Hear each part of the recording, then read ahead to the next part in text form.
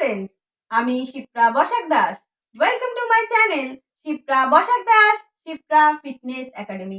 আজকে আমি আপনাদের একটা রায়তা বানিয়ে দেখাবো, যেটা কিন্তু খুবই ইজি এবং সিম্পল একটা রায়তা। গ্রীষ্মকাল আসছে, এই সময় কিন্তু দই খাওয়া খুবই ভালো শরীরের পক্ষে।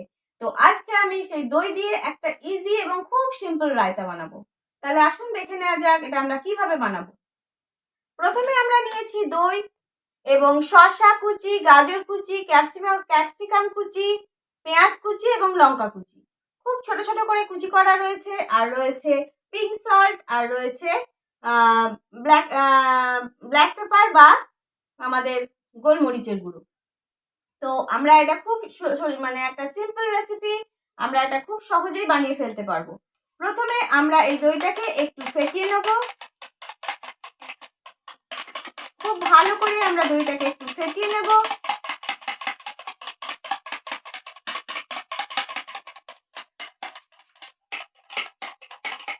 ফেটিয়ে নেওয়ার পর আমরা যে সবজিগুলো নিয়েছি, অর্থাৎ শসা কুচি, গাজর কুচি,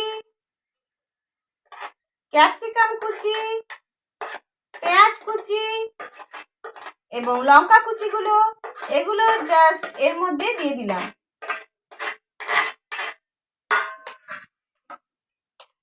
এগুলো দিয়ে আমরা খুব ভালোভাবে মিশিয়ে নিচ্ছি।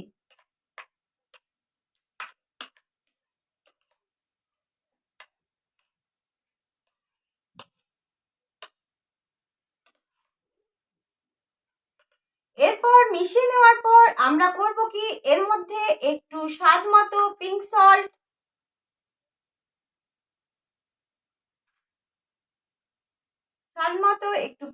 দিয়ে দিলাম।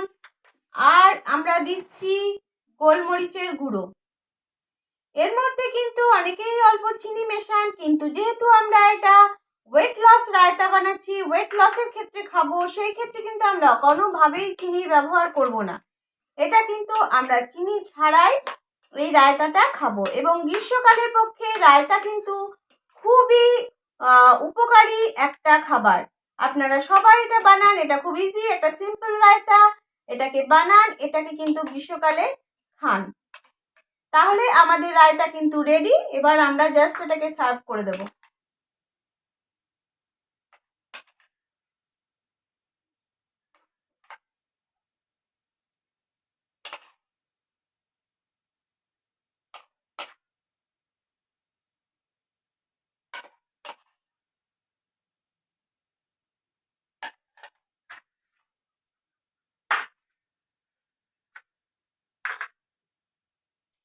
আমাদের কিন্তু একটা খুব সিম্পল ইনগ্রেডিয়েন্টস দিয়ে তৈরি রায়তা কিন্তু রেডি হয়ে গেল। এটা কিন্তু আমরা অনায়াসে স্ন্যাক্স টাইমে খেতেই পারি।